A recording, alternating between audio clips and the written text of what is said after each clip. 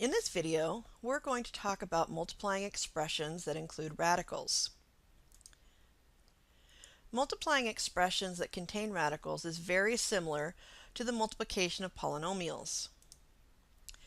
We need to first remember this property. So if we take a times the square root of b times c square root of d, the process is I can multiply the two outside numbers, so the a will be multiplied by c, and the two inside numbers under the radical sign will be multiplied together, so b times d.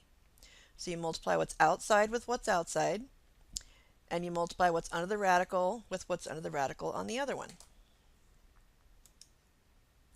Now, once you multiply, then you'll need to see if you can simplify the radical, and do so if you can. So let's go ahead and start with a sample problem. 3 square root 5 times the square root of 10. So you will notice that the two numbers under the square root, so square root 5 times the square root 10, we take 5 times 10, and that's going to give us 50. So we now have 3 times the square root of 50. Now we're going to need to simplify the square root 50 part. So we look for the perfect square inside 50, and that would be 25. So we break it to square root 25 times the square root of 2, which would equal the square root of 50. And then we simplify the square root of 25. We can calculate that to get 5. And so that's how our answer becomes 5 square root 2. Okay, here's two more samples. The top one is simply multiplying the square root 3 through a binomial.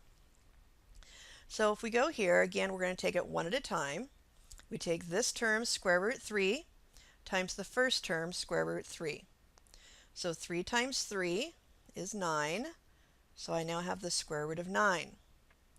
Minus, now again, we're going to take the square root 3 and multiply it by the whole number 5. So since 5 is not under a radical sign, I cannot multiply the 5 and 3 together.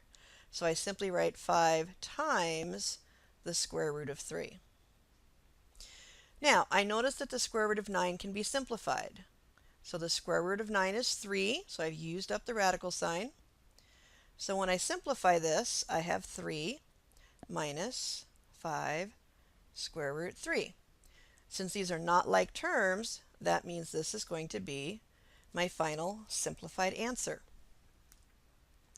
Now let's take a look at the bottom one. Here I have two binomials. So I'm going to start with the normal foiling process. I'm going to take the square root of 7 and I'm going to multiply it by the first term in the second parenthesis. Square root 7 times square root 3, that's going to get me square root 21. Then I'll take square root 7 and multiply it by the next term, square root 2. So 2 times 7, that's the square root of 14.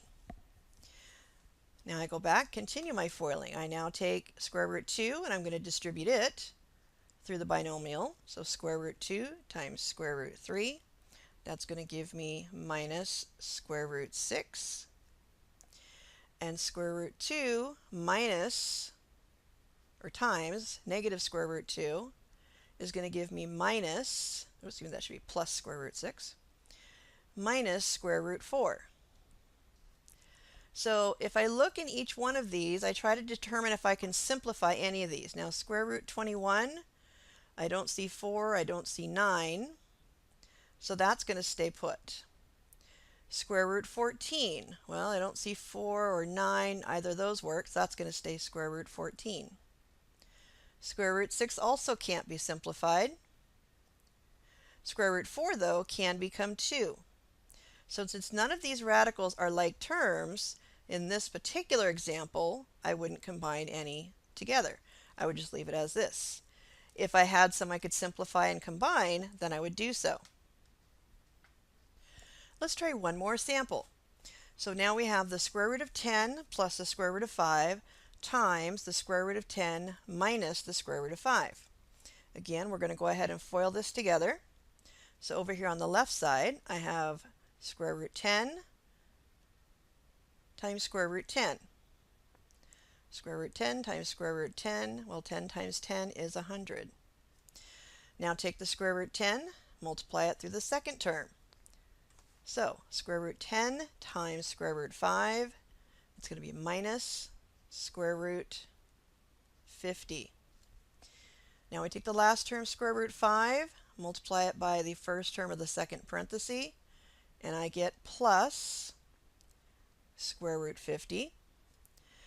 And I finish by taking square root 5 times the last term, square root 5, so plus minus is minus square root 25. Now, square root 50 could be simplified, but I notice that I have minus square root 50 plus square root 50. So either way, they're going to equal 0. So now I'm left with the square root of 100, which I happen to know is 10, the square root of 25, which I happen to know is 5. So in this particular case, it's going to all simplify down to a single answer of 5.